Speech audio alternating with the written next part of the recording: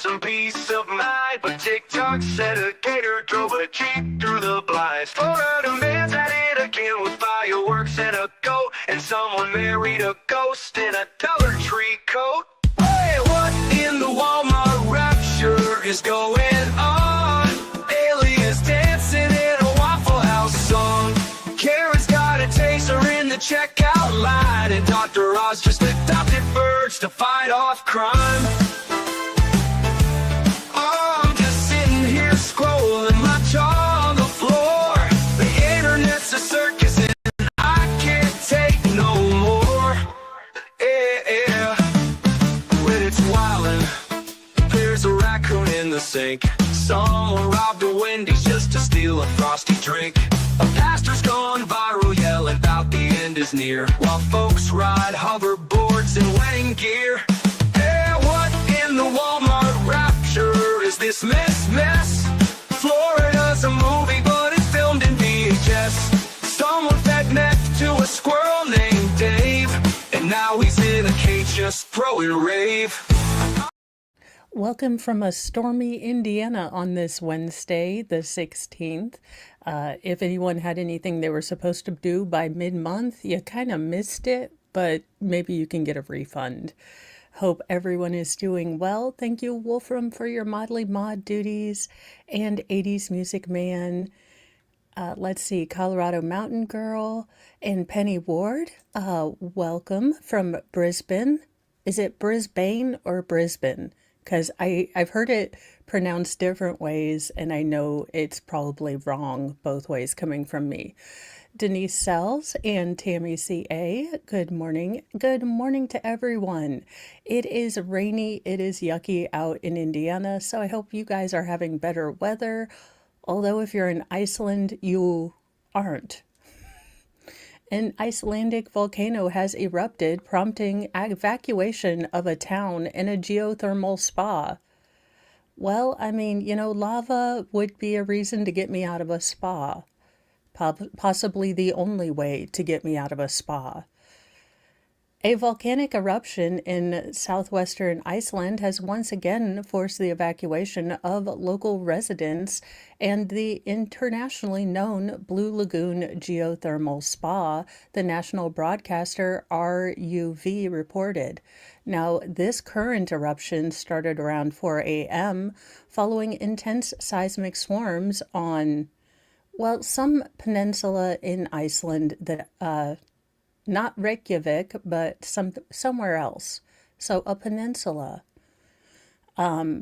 said Iceland's Met Office. Now, the town of Grindavik was evacuated shortly after the seismic activity began, with campers and guests at the Blue Lagoon forced to quickly pack their bags. Lava from the eruption is flowing southeast from a fissure in the barren landscape that is about 2,296 to 3,298 feet wide. But the molten rock isn't threatening any infrastructure at this moment, so it's just a big old lava spill. Yeah, I mean, that's a sign for alarm. Now, it has been evacuated. Grindavik, this particular city, has been evacuated repeatedly since November 2023, when a volcano in the area came to life after lying dormant for some 800 years. So, I mean, there you go. The only way you'd get me out of a spa, lava. Also, would it be in poor taste to play The Floor is Lava when you're evacuating because that's what my kids would do. If you don't have children, The Floor is Lava is a game where you basically play parkour on your mom's nice furniture to the point where she wants to lose her damn mind. For those of you who don't have children. In a very sad, heartbreaking story, a beloved teacher has passed away after a 100-foot fall just 2 miles into a long-planned national park hike. So, what a terribly tragic story. A well-known and beloved Washington State teacher plummeted to his death just 2 miles into a planned solo backpack trek along the John Muir hiking trail last month, according to reports. Now, Harris Levinson was 61, and he taught American Studies and Theaters at Vashon High School in the island town located just outside of Seattle. He had set out from Whitney Portal in California on June 23rd on his way to Yosemite National Park, according to the San Francisco Chronicle. Now, the 61-year-old was an experienced hiker who unfortunately fell nearly 100 feet into a gully just 2 miles into the nearly 140-mile trek. Unfortunately, his body was recovered by county search and rescue on July 11th. Now, officials say that it appeared that the teacher attempted to hike the climber's route up to Mount Whitney, which is much more treacherous and difficult than the main John Muir Trail. Now, friends of the longtime educator said he had been planning this trip for months and was thrilled to begin his journey. I mean, this doesn't look like casual hiking to me, but I'm an inside cat, so I don't know. Now, folks connected with him say in his final days, the report was that he was joyful, eager, friendly, and full of appreciation for both his life and the opportunity to go on this adventure. Friend Carolyn McCarthy wrote on Caring Bridge, a place for Levinson to kind of all of his relatives and friends and families to kind of comment and remember him. It is clear that he died upon impact, and we're grateful to know that he didn't suffer. Now, Levinson was known on the island of Vashon as a talented writer, teacher, theater artist, puppeteer, and sometimes comic, who's performed on multiple venues in the tight-knit community. Everyone who encountered Harris experienced his warmth and joy and desire to connect, and those qualities made him a wonderful actor and scene partner. Steve Stern, who acted alongside Levinson in a September production of The Hatmaker's Wife, told the outlet, "Now, Yosemite National Park is one of the third deadliest state parks in America, with an average of 11 deaths recorded within its limit every year. Most of those are people messing with bison. Don't mess with wild animals in Yosemite, and or don't expect me to not giggle as a bison gores you because you've done irritated it." Those are the two things you've got from me. I am done with people messing with, animals. Now, in a story, these people need to be sent to Snake Island, and I think you'll agree, but let's get the stinger It's a going. curse, we got room for the wicked, the cruel, and the worst. If you lie, if you cheat, if your soul's made of bile, you're bound for the fangs and the venom in style. Oh, one-way ticket to Snake Island. Oh, where the contents, less cowards and gaslighters. Go, no anchor, no lifeboat, no tearful goodbyes. Just hissing and coming in cold-blooded skies. Your friend. Now, don't do this to my grandmama, because you're going to see a crazy redhead on your doorstep at 4 a.m.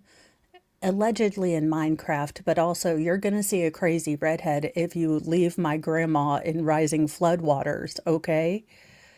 A Massachusetts nursing home staff is accused of fleeing instead of helping elderly residents escape the floodwaters that I told you about yesterday.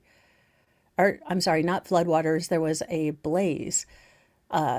Still, same difference. Don't mess with elderly people. Do not, not do your job. A survivor of a Sunday blaze that tore through an assisted living facility in Massachusetts has claimed that staff members entirely abandoned the, burning scene, leaving elderly residents to fend for themselves, while others said that the workers didn't even knock doors to alert seniors as the flames spread. Now, resident Lorraine Friera, 70 years old, told the Associated Press of her shock seeing staff run away from the fire that ultimately took the lives of 9 of the residents and injured dozens more at Gabriel House in Fall River. Hell no, and don't let me, what is wrong with you? Snake Island is a generous thing for doing this. "They left us alone and ran," Ferrara said. "I was hanging out of my window yelling, 'Help, help,' and they just kept running."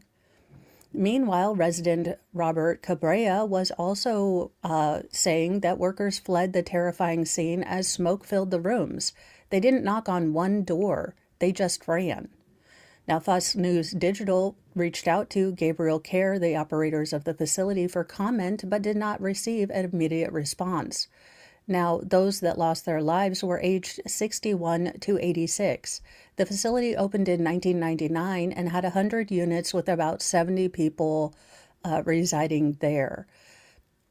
Now, as well as workers apparently fleeing for their own safety, reports have emerged of an alleged lack of fire drills at the facility, while a firefighters union said inadequate staffing hindered their response to the blaze. Now, Paul Lakainos, a former Massachusetts Secretary for Elderly Affairs and co-founder of the advocacy group Dignity Alliance, said that the group was concerned about reports of a lack of fire drills, as well as a low number of staff for highly dependent patient populations, and safety issues such as a broken elevator and air conditioners in windows. It's a terrible tragedy that should never have happened, Lenzikos told the Associated Press. Now, about 50 firefighters responded to the scene around 9:50 p.m., including 30 who were off duty. Police also helped break down doors and carry about a dozen residents to safety. 5 firefighters were injured, but released from the hospital on Monday. Now, Edward Kelly, the president of the National Firefighters Union, said 8 additional firefighters would have been on scene if national staffing recommendations were, followed. Captain Frank O'Regan said that there was no breathing equipment available when he arrived, so he started going door to door on the 3rd floor without an air tank until the smoke got to him. Now, O'Regan's brother and fellow firefighter Michael O'Regan said he was shocked that 45 minutes after firefighters arrived, a large part of the building had not been searched. We did the best we could with what we had, but we didn't have enough. So there weren't enough firefighters, the staff ran away. I mean, was anyone doing their job at this particular moment? Now, the cause of the fire is still under investigation. Officials say that it doesn't look suspicious, but absolutely so awful. So there you go. Hopefully we will get to the bottom of this, and all of those people who ran away and didn't even knock on doors or tell residents will get punished. But I'm not going to hold my breath, because it seems like officials seem to get away with a lot of stuff. Now, I don't want to put final form Jesus on it, because I feel like this is a little bit mean because someone did lose their life. But I kind of feel like final form Jesus is being summoned by this story. So just imagine you heard the story or the song, because I don't want to, in any case, be disrespectful to someone who's lost their life. But a paranormal investigator, Dan Riviera, died suddenly on an Annabelle haunted doll tour. I mean, of all the places I don't want to die, it's at an Annabelle tour. She's that creepy doll who's supposedly demonic. A paranormal investigator died suddenly on Sunday night while touring with the infamous and supposedly haunted Annabelle doll, his tour organizers have announced. Dan Riviera, a U.S. Army veteran, was in Gettysburg, Pennsylvania on his sold-out Devils on the Run tour when firefighters and mechanics were rushed to his hotel. Now, CPR was being performed, but Riviera, 54, passed away, according to the New England Society for Psychic Research, where he was the lead investigator. His exact cause of death remains unclear. Now, he was featured as a paranormal investigator on Travel Channel's Most Haunted Places and served as a producer for a number of other shows, including Netflix's 28 Days Haunted. As part of his tour, he was traveling around the U.S. with other members of the New England Psychic Research Association to show off Annabelle, the creepy and allegedly demonically possessed doll. Now, his death came after he finished 3-day sellout stop in Gettysburg from Friday through Sunday, hosted by Ghostly Images of Gettysburg Tours at the National Soldiers Orphanage on Monday. Now, he is survived by his wife and their 4 children. They use social media, including viral TikToks, to bring attention to to this tour. And fellow paranormal investigator Ryan Blue paid tribute to Riviera. I have so many amazing memories of this guy who, just as recently as 2 months ago, we traveled around the country and introduced a whole new generation to Ed and Lorraine Warren's legacy. He wrote on TikTok.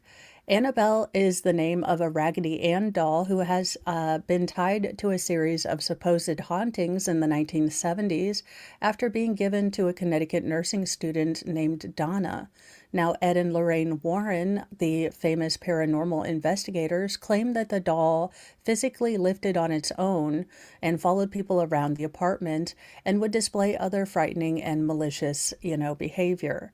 Now, the couple also claimed that Annabelle had stabbed a police officer and caused a car crash involving a priest. A psychic medium claimed that the doll was inhabited by the spirit of a dead 6-year-old girl named Annabelle, and Warren said it was demonically possessed and moved the doll to their museum in Connecticut. Now, the Warrens were the ones who founded NESPR. That was the Psychic, Research Foundation in 1952, while investigating a number of mysterious cases, including the Amity Horror House on Long Island and the Annabelle doll. Their stories inspired the Conjuring movies, so there you go. After Ed's death in 2006 and followed by that of Lorraine in 2019, the Warrens Occult Museum and the research facility have been maintained in Connecticut by their daughter Judy and son-in-law Tony. In 2019, the museum closed over public zoning issues, and in recent years, they've toured around the U.S. instead. Now, back in mid-May, conspiracy theories tried to link Annabelle to a prison breakout and devastating fire in Louisiana, pointing to the timing of the doll's tour stop in New Orleans. But Sempra stamped out that speculation, telling the Post that Annabelle was never out of their control during this pit stop in the Big Easy. So I doubt that Annabelle is responsible for the prison break, but I mean, it is a mint condition Raggedy Andy doll or Raggedy Ann doll. Maybe they all wanted to get to see Annabelle. But I doubt that she, took the prisoners out. Hopefully his family can get answers. I'm sure there's a little bit of sparkle, razzle dazzle about him being in the paranormal field and all of this. But his family needs real answers, so I hope they are going to get those. Because, who knows? And some guy named Chizzy send me over here. Sounds good. A story that is definitely picking up some steam. Now, I've done individual video about this, but I also, I believe, put this on Mornings with Mo. But it looks like there might be a new person of interest revealed in the 1995 vanishing of a beloved Iowa news anchor. So this is from a documentary that recently came out, I believe, on Netflix. But there are some new suspects that are coming out in this fairly old case, so it is interesting. A new person of interest has been revealed in the baffling cold case of Iowa news anchor Jodie Heisentr, who vanished from her home on a summer morning over 30 years ago. Brad Millerbrand, the ex-husband of Heisentrut's best friend, Patty Nehmeyer, was investigated by Iowa police after tips came in suggesting he might have been connected to the 1995 suspected abduction. Now, Millerbrand lived about 3 hours away from Heisentrut's Mason City apartment where she vanished from, and his ex-wife told filmmakers in a newly released documentary that he perfectly matched never-before-seen police suspect sketches.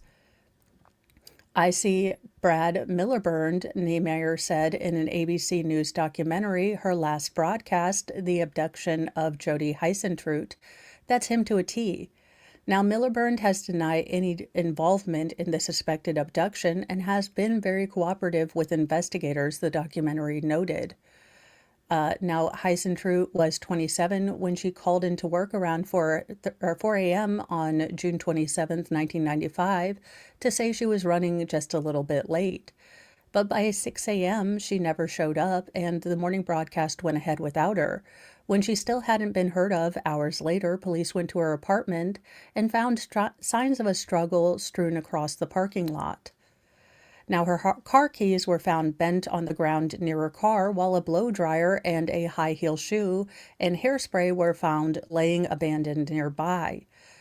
Things went from "we're looking for someone missing" to "we're looking for someone that was abducted," an officer from Mason City Police Department said in the documentary. But those searches have proved fruitless. Aside from a palm print found on a light pole in the parking lot, little to no evidence left by the perp has ever been recovered. By 2001, Heisentr still hadn't been found, and she was officially declared dead. 3 decades after she vanished, no sign of her has ever turned up, and no suspect has ever been named. But on the 10th anniversary of her disappearance, Niemeyer told filmmakers that her ex-husband called her after years without any contact to say, "Hey, do you realize what today is?" Now, she says that the call freaked her out and she was left with a sinking feeling that her ex could have been behind the disappearance. "You know that burning gut feeling you get? I couldn't let it go." So I believe this is Brad, and I'm guessing that's her friend. And then this is the young lady that we haven't been able to find. Now, Miliband and Niemeyer divorced in June 1994, just 4 days before Heisentr went missing, a detail that investigators say was compelling in the documentary. And Niemeyer recalled that Miliband seemed fixated on the young reporter during their marriage and would often bring her up and ask how she was doing. "That always bothered me," she said, but, she kind of, chalked it up to, "Oh, it's nothing," or anything like that. But in 2017, she called the police to report her suspicions, and after she followed up several years later with the police, they reached out to Miliband for questioning. Now, they learned that he had had dinner with Heisentr the fall before she vanished, and that he had called her weeks before the abduction. Now, coincidences happen, MCPD Detective Terence Porshka said in the documentary, but this one, there's a lot stacked up in June for sure. Now, Miliband also drove a white van similar to one that witnesses say they saw lurking around her apartment the morning she disappeared. Nevertheless, he has never been named as a suspect, and he has denied any connection to Heisentr's abduction. Now, police also noted that he's been very cooperative, despite appearing shaken and dazed during points in the questioning, and even agreed to provide DNA samples and take a polygraph test. Now, the only other prominent person of interest in the disappearance was John Vancey, a friend of Heisentr who had been hanging out with her at the apartment the night before. Now, he has also denied any involvement in her death. Now, her last broadcast, The Abduction of Jodie Heisentr, premieres on Hulu on July 15th. So, I like that all these new documentaries are coming out, but unless they have a real suspect and not just a, clickbaity article where a person has already been cleared and they're bringing him up again, I don't like that. But hopefully maybe this new documentary, this new series, will get some more information out of there.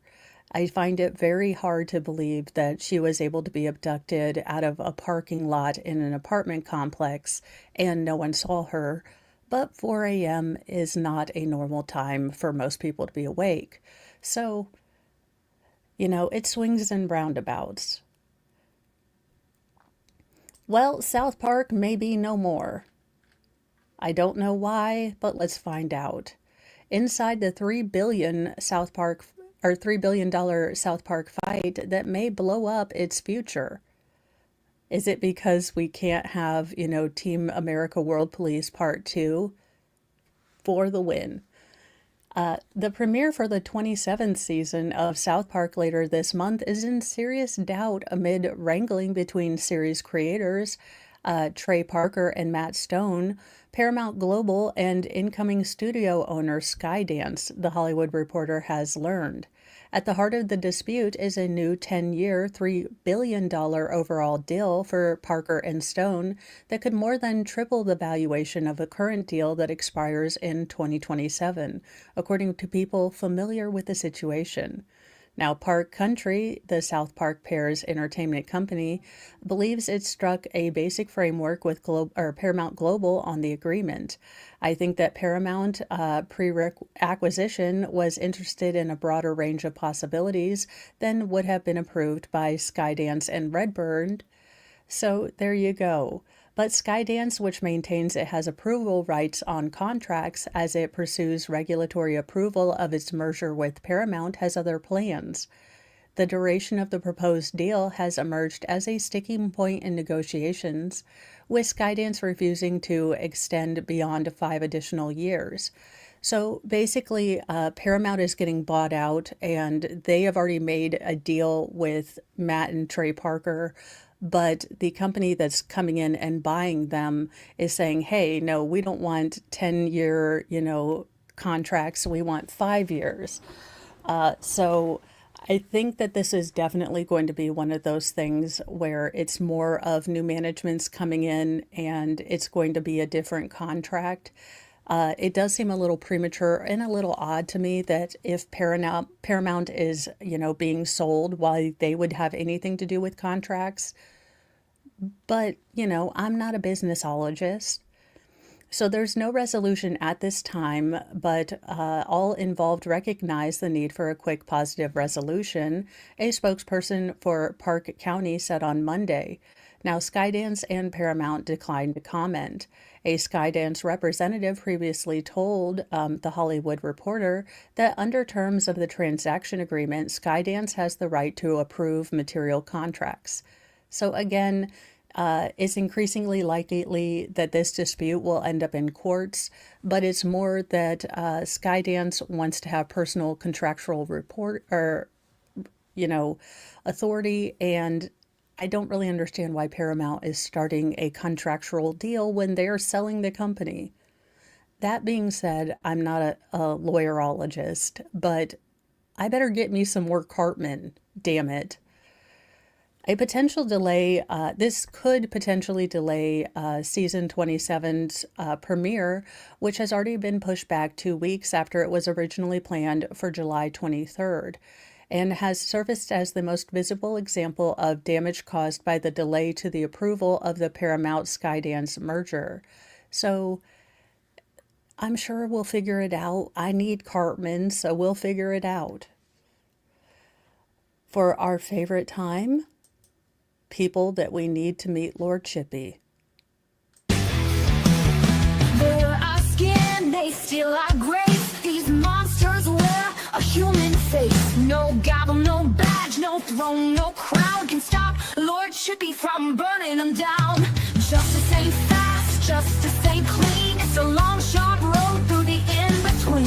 So raise your fists and light your flames.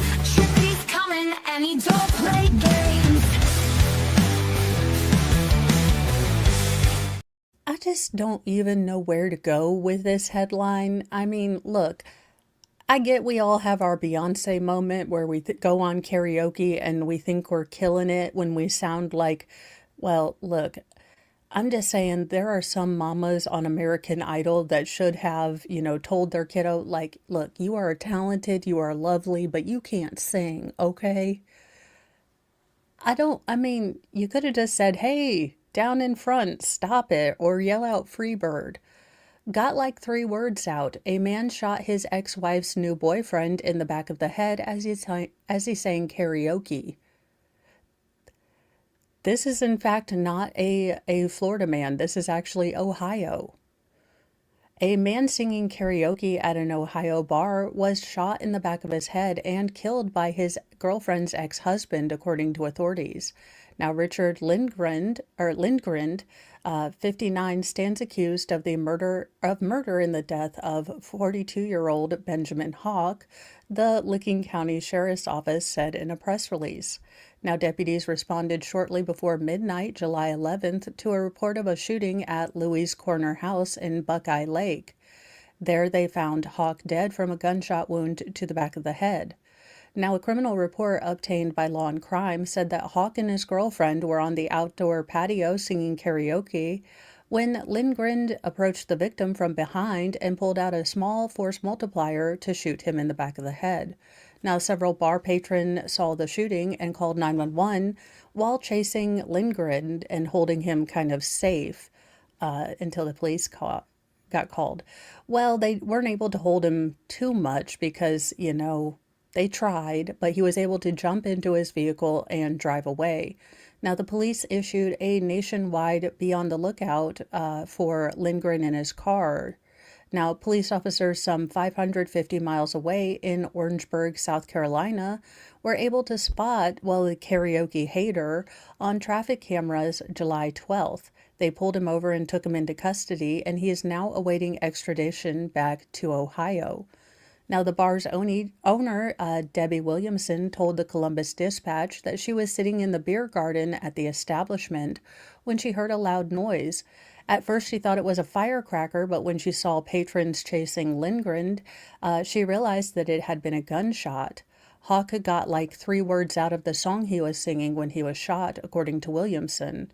Nothing like this has happened before at the bar, and it has been in her family's ownership for at least half a century. It was very traumatizing, she told the Dispatch. Now, those who knew Hawk are remembering him fondly. His brother wrote in a GoFundMe post that Hawk leaves behind 2 children, and he was known as a talented karaoke performer.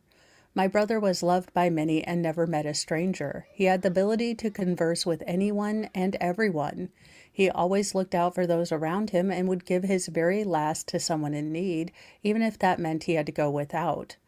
Sir, I don't care if he was singing ABBA. You let the man finish his song. You're just mad because he sang better than you. And what in the Walmart rapture is this mother? And I use the term lightly. She controlled her family. A mom allegedly used her son at 16 years old as quote-unquote muscle to take the life of a man in a wheelchair that she had suspected of stealing from her. Well, I mean, if Ratchet was a family... Also, I think I've seen every single one of these people at my Walmart, which is in and of itself look, my Walmart is like, why do I even go to the state fair? I don't need to see any people. I have people watching right here. Now, a mother and a son are accused of putting a man in a wheelchair and then murdering him as part of a sort of mob attack, and they've learned their fates. On Monday, Samantha Watts, 42. That's 42? Holy crap, that's a rough life, 42. Whew. That's rough. Now, she was sentenced to 45 years, and her son, Peyton Watts, 18, was sentenced to 35 years in prison after they both pled guilty to murder. Now, their sentences were given as part of a plea deal, South Carolina's 15th Judicial Circuit Solicitor's Office announced, with prosecutors asking that the younger Watts be sentenced to between 30 to 40 years, as long as his mother pled guilty, without any agreement or recommendation from prosecutors. Now, the case stemmed from a 2023 attack that took place between January 8th and 9th. Now, Corey Adam Souls, 29, was beaten and suffered blunt force trauma to his head while he lay in a wheelchair. Now, the solicitor's office said that Souls was allegedly given a broken leg from an earlier assault by Peyton Watts with a blunt force object.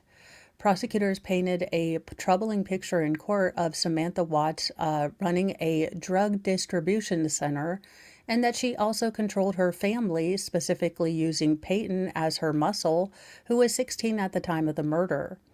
Now, some of Samantha Watts' other children have also pled guilty to being involved. Amber Watts, 23, pled guilty to accessory after the fact to a murder and was sentenced to 6 years in prison, suspended release, and 5 years of probation. She was suspected of hiding evidence from the crime scene and helping them move Souls' body. Jonathan Watts, age 21, pled guilty to first-degree assault and battery, and he was sentenced to time served. Now, Soul was reported missing on January 10th, 2023, and his body was found some 6 days later in Galvantes Ferry area of Horry County, South Carolina. At least 8 people were arrested in the mob-style attack on Souls, including Ryan James Porter, Joshua Thomas Brown, then 25 and 20 respectively. Now, the other arrests were believed to have been minors, and thus their names haven't been released. Prosecutors said in court that the mob attack landed Souls in a wheelchair, and from there he died due to further attacks. It was Souls' sale of surveillance equipment to Samantha Watts that served as a key evidence or point for prosecutors. The Myrtle Beach Sun News reported she is believed to have suspected him of stealing from her drug operation. The one thing that sticks out in my mind is anyone who's ever broken a bone or more than one knows it's a very painful thing, said South Carolina 12th Judicial Circuit Court Judge Michelle Nettles. Can you imagine what it would be like to break one of the biggest bones in your body and then sit there for 11 hours? I take that into consideration as well. Now, prosecutors also said that Peyton Watts was given drugs by his mother at the beginning of age 12 as a way of grooming him to work for her. Now, according to prosecutor Brandon Lanier, Samantha Watts always had complete control over everything in her house. Souls was from Chadbourne, North Carolina. He left behind a wife and 3 children. Corey Adam Souls was a loving father, son, a hard worker, and a man who loved the outdoors, Lanier said on Monday. He was 29 years old when he was murdered. We just hope that this outcome provides Mr. Souls' family with at least a sense of justice, because nothing will ever replace their son. Again, this is why you don't go Breaking Bad as a family thing. Just what in the Walmart rapture is going on here, people? Because this family, what in the actual hell? Well, perhaps don't try to smuggle 3 million of, not street legal pharmaceuticals to Brazil. You will get caught.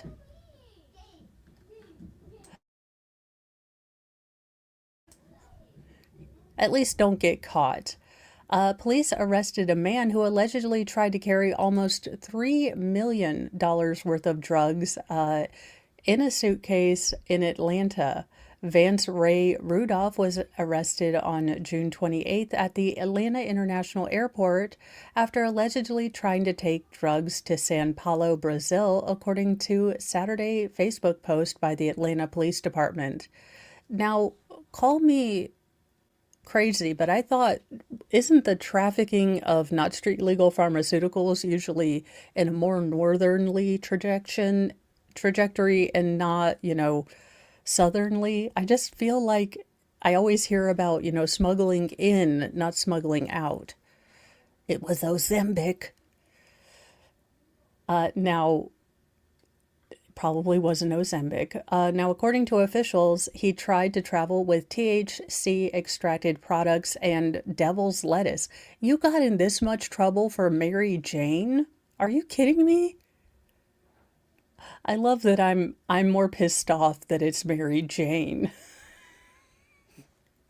Now, law enforcement experts say they seized at least 2.35 pounds of THC wax, 34.39 pounds of hashish, 4.6 pounds of, the devil's lettuce, and 1.26 pounds of Patsy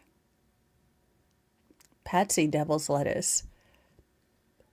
I don't know what that is, but I guess there's a different one.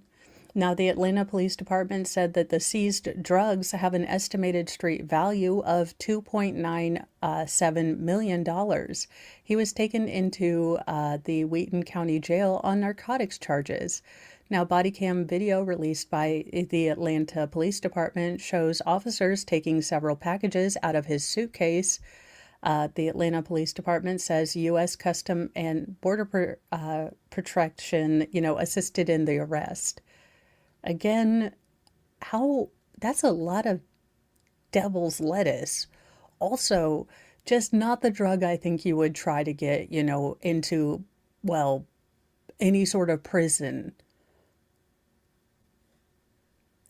I can't imagine. That would be ridiculous. In a sad story, but this was an incredible man. The world's oldest marathon runner has passed away after a hit and run at 114. I mean, he's run more marathons than I have, and I've never run a marathon. The world's oldest marathon runner, Fajua Singh, who had competed in many marathons and was still competing after turning 100 more than a decade ago, was killed in a hit and run on Monday, according to Indian police. He was 114. Born in rural India in 1911 before later moving to London, Singh earned the nickname the Turbaned Tornado after he took up marathoning late in his 80s, as you do. He went on to complete 9 of the 26.2-mile races. He was also considered the world's oldest marathon runner, though he never secured a Guinness World Record because he didn't have an official birth certificate. Now, according to Indian police, an unknown vehicle hit Singh when he was walking on a road near his native village of Bays in the northwestern Indian state of Punjab. Now, he was sent to Samarian Hospital in the Jandahar district, where unfortunately he succumbed to injuries sustained to both his head and his rib area. Now, police have arrested a suspect as of Tuesday after examining CCTV footage and that the case has been registered under negligent driving and culpable homicide, not amounting to murder. Now, the 27-year-old accused lived overseas and his family in Canada has been informed. Inspector Harveet Preet Singh at Ahmedpur station told CNN. Now, he was taken to the district court. The Indian Prime Minister led national tributes, calling Singh an incredible athlete with incredible determination. Now, he'd only started running marathons when he was 89 after he moved to England following the death of his wife and son. Running showed me kindness and brought me back to life by making me forget all my traumas and sorrows, he told CNN in an interview when he was 102. He ran his first marathon just after a couple months of training and received his personal best of 5 hours 40 minutes at the 2003 Toronto Waterfront Marathon 3 years later. In 2011, Singh returned to Toronto, where he became the first centenarian on record to complete a marathon, finishing in 8 hours, 11 minutes, and 6 seconds. So, glad that they found the person who took his life, and he seems like a wonderful, lovely man who was able to, get on with some terribly tragic things that happened in his life through running. And if running helps you, you run your little shoes off. I'm just not ever going to probably find that running helps me with much. Now, I would like to say that thank you, God, none of my kids were this big. Because this is a huge baby. I mean, he's a chunk, but he isn't bad. My giant baby is 23 pounds, and other parents accuse me of, being a bad parent, but I know my kid is healthy.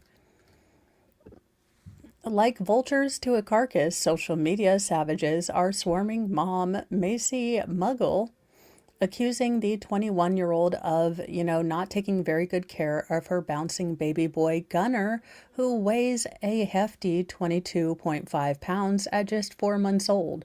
Okay, that's, okay, he's a big boy, but he's a chunk. Is he breastfed or bottle fed? That's another question I would have. Now, oh my goodness, that poor baby. And can babies get diabetes? This should be child abuse. Are some of the mean-spirited mentions of Ozempic, and there are a few nasty swipes being taken about, against the mother from Oklahoma beneath a controversial clip of her chubby bundle of joy. When you have a 100th percentile off the charts 4-month-old baby boy, she wrote in the closed caption of her bulky baby reveal, which has garnered more than 20 million TikTok views. He is 22.5 pounds of pure muscle, she joked in the caption, while holding her not-so-little one with both of her arms for the camera. Now, her tubby tot, born February 19th, was also in the 90th percentile for his height, stretching over 2 feet tall and wearing clothes made to fit toddlers. I mean, proportionally, he is a little chunky, but he is a big baby. And I mean that just lengthwise, too. I mean, none of my 4-month-olds were that big, but he's not proportionally he's just going to be a big boy. Look, he's corn-fed. He's just going to be Midwestern. It's okay. The thought that people would think that I was a horrible parent led to the mother being crestfallen. It made me a little upset to realize that there are people, in the world so comfortable saying mean things about a baby. Now, the beleaguered brunette feels just as slighted for being mischaracterized about, not taking good care of her child. I don't know how it's, cruel or not taking care of him that I feed him whenever he's hungry, adding that Gunner has always been in a weight class all by himself, even in utero. He measured a week or two ahead when I was pregnant. I could just tell that he was pretty big, and everyone told me that my stomach was bigger than average.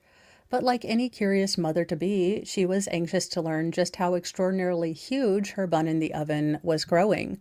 You only get 2 scans, throughout your pregnancy, so I went to an ultrasound place and paid for the ultrasound to be done to see how big he was going to be.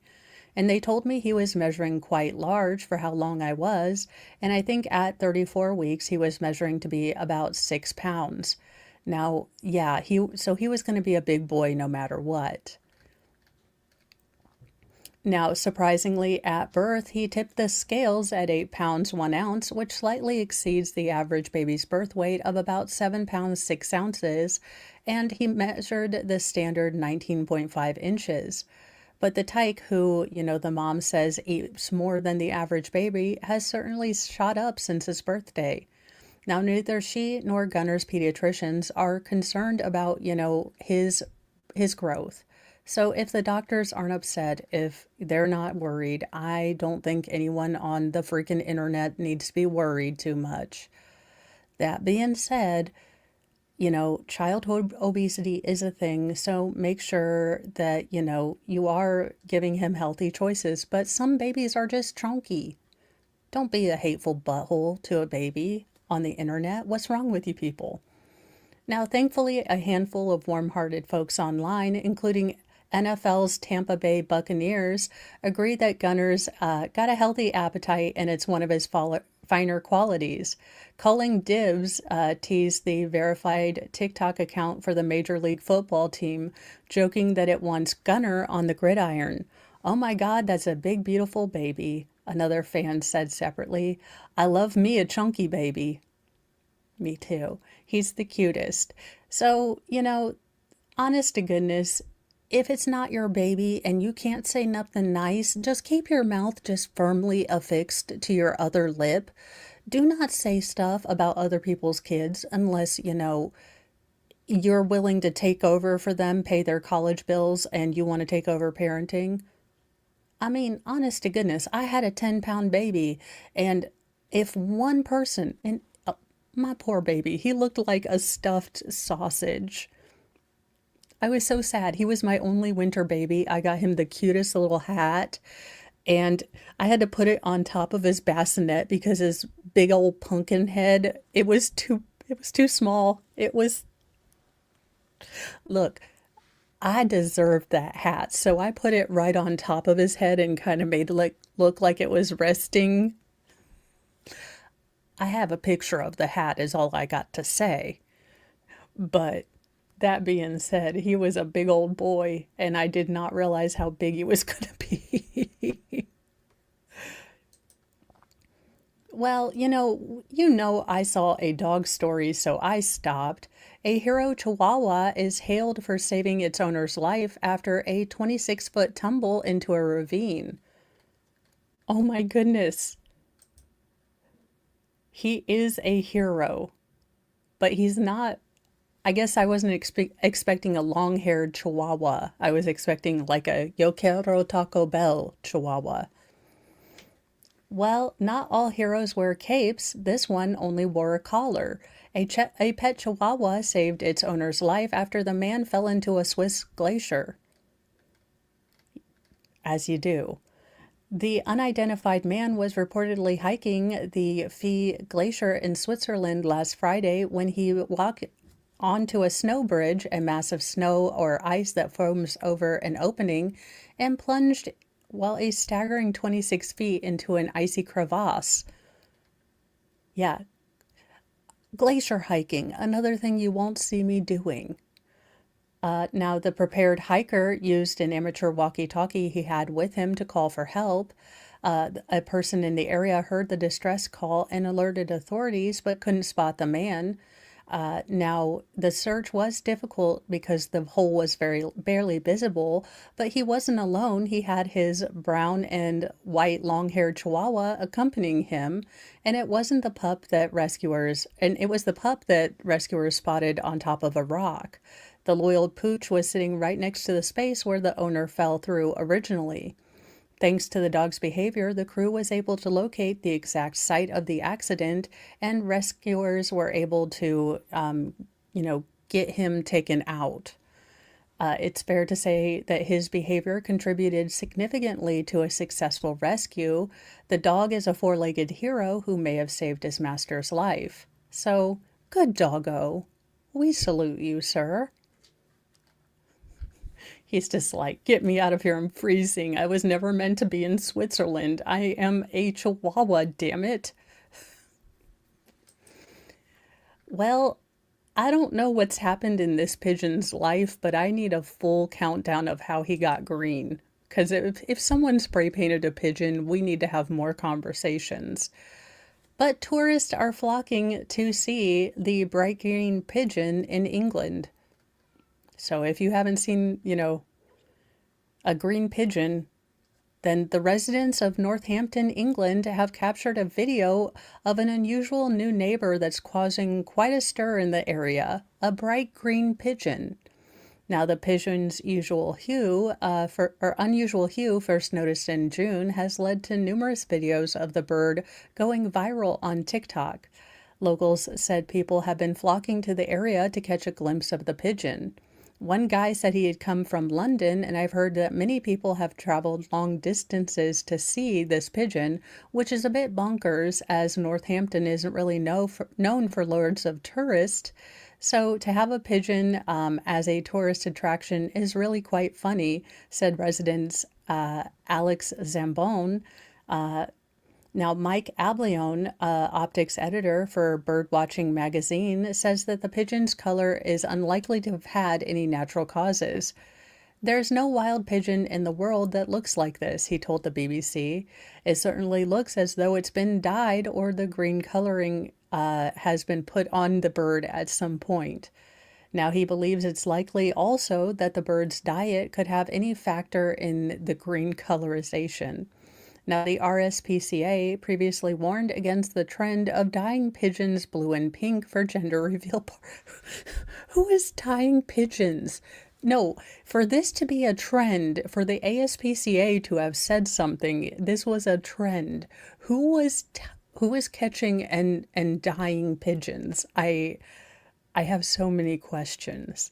Also, who'd thought of dyeing a pigeon? I don't understand this. Now, a spokesperson for the organization said that the dye could lead to serious risk for the pigeon. Also, yeah, I this is if any one of you needs to hear this morning, don't dye your local pigeons.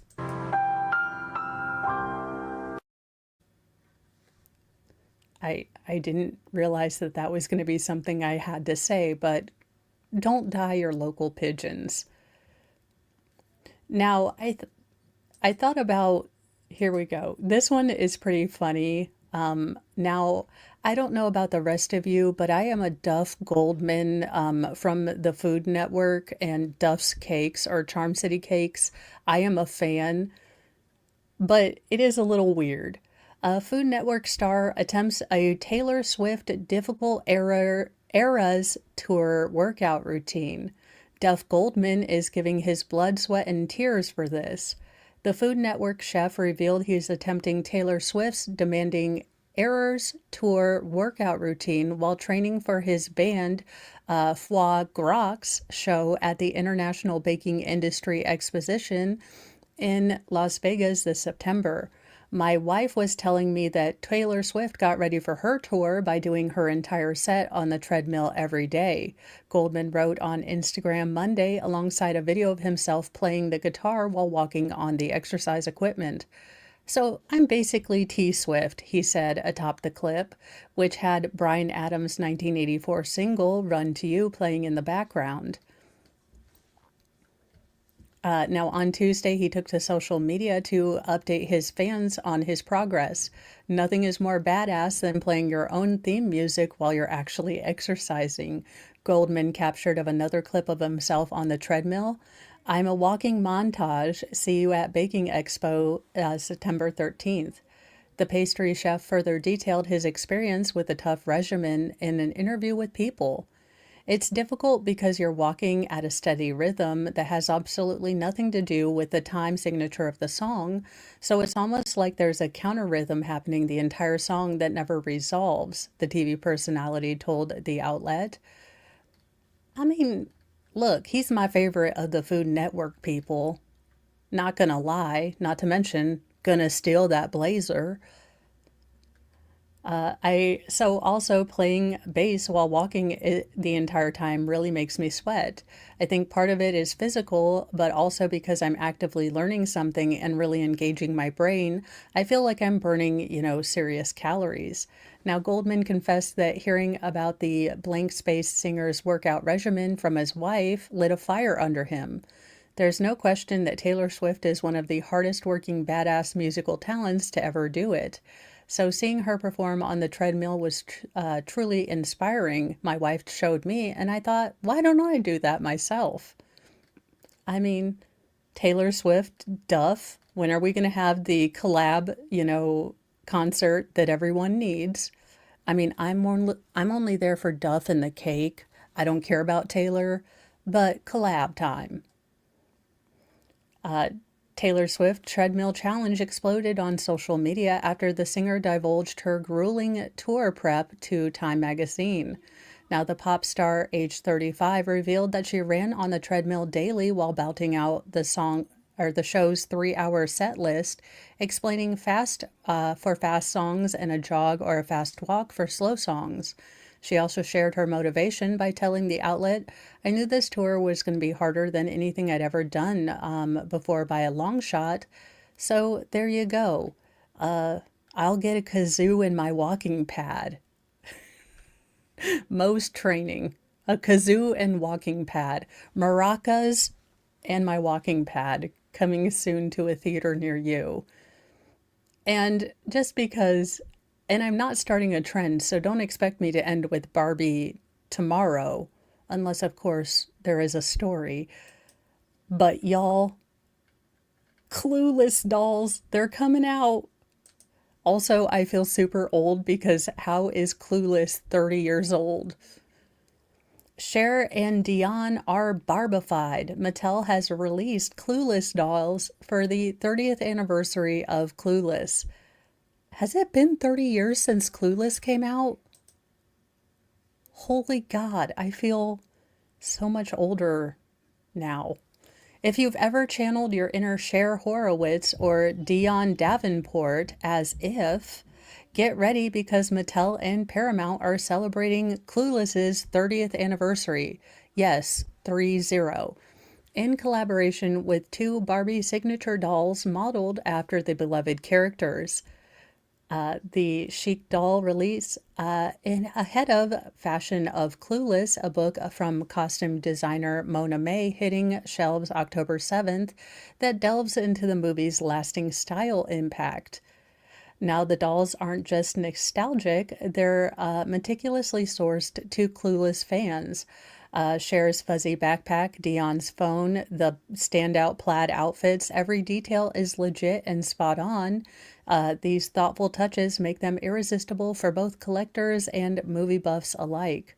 So yes. Now, if you didn't want the Cher yellow plaid outfit in your life at some point, you weren't a Genlennial kid. And then, of course, Dion, too, with the flower pot hat, because why? Why did we think that was cute? Now, they are available on pre-order now for just $60 each and will ship September 26th. I'm not paying $60 for a Clueless doll. Now, I'll pay $100 for a Sailor Moon doll, so it's not that I have standards. I'm just not paying it for Clueless. That being said, you know, you can get your order ready to go on the Barbie site. But I just thought, it's been 30 years. Well, look, Flux, I don't want to be a millennial because have you met any millennials? And I kind of feel more like I'm a Gen Zer, so I'm right on the cusp. So I'm a Genlennial. I have the old, tired doneness of an aged, cynical, Gen Xer, but I have the youth and, well, jadedness of a young millennial. So it's the best of both worlds. So there you go. That is it. We are done with the morning news today. I am sending you guys over to hang out with Baker. He is going over Bradley on. I have to help Mr. Mo with putting things together, which is probably not going to go the way we thought it was going to go. But I have been told by Mr. Mo if I'd like to move into my room with the quickness and the hurriedness, I should help him put things together. And so that's what I'm going to be doing. That's what my brain's going to be doing. So we'll see. Yeah, no, I meant Gen Xer, not Gen Z. No, no one wants to be a Gen Zer, or at least not me. Look, I am too old to do any more dumb stuff in my life. Like, I don't, besides, even when I was in my 20s, I didn't want to stay out and go clubbing. I wanted to be left alone and be an inside cat. So I am sending you guys over to collect with, or hang out with Baker. I am going to go hang out with Mr. Mo. We're going to get this all figured out. I'm going to know exactly where I'm going today. It'll be awesome. But I hope you have a great day. And remember, be kind to yourself, be kind to others, but have a sassy mouth and carry a can of bitch fire. Because, as if and whatever. And I know you can be overwhelmed. No, that's from Mean Girls. But that has to be my favorite line of any movie. I know you can be overwhelmed and you can be underwhelmed, but can you just be whelmed? Yes, you can. It's called every day, all the time. I'm just whelmed. Bye, you guys.